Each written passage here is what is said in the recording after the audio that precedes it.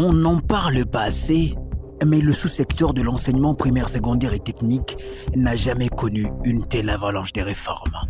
27 réalisations courageuses en moins d'une année, dont la plus complexe et la plus controversée reste la consolidation de la gratuité de l'enseignement, décidée audacieusement par le chef de l'État. J'ai ordonné la mise en œuvre de la gratuité de l'enseignement primaire dans les établissements publics, et ce, conformément à l'article 43 de la Constitution. La gratuité de l'enseignement primaire consiste en la suppression de tous les frais de scolarité payés par les parents. Il s'agit du Minerval, de l'assurance scolaire, des bulletins d'identification des élèves et des frais de test national de fin d'études primaires.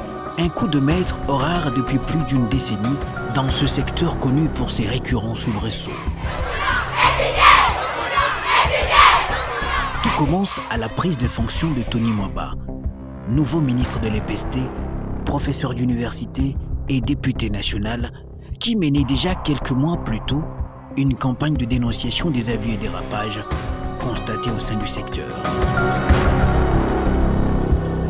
Il s'attaque directement aux racines. Nous sommes résolument engagés pour le redressement de ce sous-secteur et combattre toutes sortes d'antivaleurs. On ne peut pas parler de la gratuité dans un environnement malsain. Il est difficile. Nous devons commencer par les commencements. Même pour manger, il faut commencer par nettoyer l'assiette. Et c'est ce que nous sommes en train de faire et nous réussirons les pas. Le dialogue social est restauré.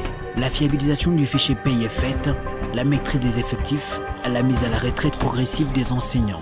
On a beaucoup souffert avec la craie des années, nous étions oubliés, et aujourd'hui grâce au président de Félix, il nous a repris vraiment. En tout cas, je manque un mot. Félicitons les gouvernements, plus particulièrement le président de la République qui a songé à faire cela. On remercie le ministre Tony Mwaba pour ce geste qu'il a fait.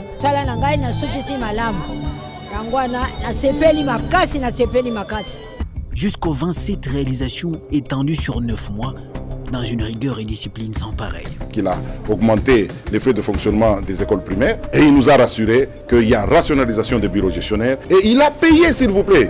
Il a payé, il a augmenté de 20%, pas avec les frais de la Banque mondiale, pas avec les frais qu'il a trouvés. Donc, pas question d'aller chercher ou frapper des portes ailleurs. Il a trouvé de l'argent et il a payé les 20%. Enfin, mais il faut applaudir cela.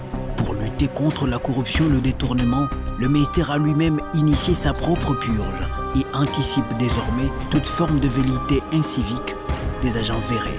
Mon souci, c'est d'avoir une bonne armée des auditeurs internes à l'EPST qui vont nous aider à faire un contrôle sérieux et régulier. J'insiste, un contrôle sérieux et régulier. Au point que les quelques soupçons de détournement allégués par l'inspection générale des finances sont de l'ordre de l'incompréhension, a reconnu lui-même l'inspecteur général chef de service de l'IGF. Et parfois, fruit d'une manipulation politicienne dans le but de nuire aux réformes phares du quinquennat Tshisekedi. Il y a eu divergence et les fonds n'étaient pas sortis. Il faut que vous ayez cette précision. Les ministères de l'EPST n'avaient pas ces fonds. Les ministères de l'EPST avaient demandé les fonds. Les gouvernements, les ministres des Finances avaient payé, mais en disponibilisant les fonds au guichet de la Banque centrale. C'est au niveau du guichet de la Banque centrale que les fonds sont restés.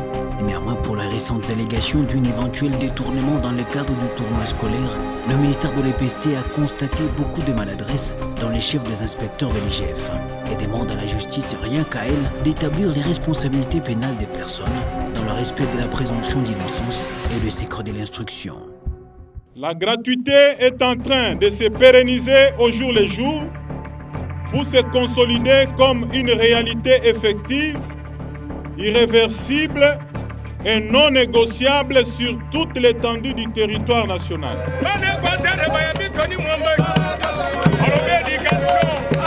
Pendant ce temps, Le professeur Tony Mwaba Kazadi poursuit ses itinérances pour veiller à l'applicabilité et évaluer la gratuité de l'enseignement à travers les provinces. Prochaine étape, le Grand Kivu.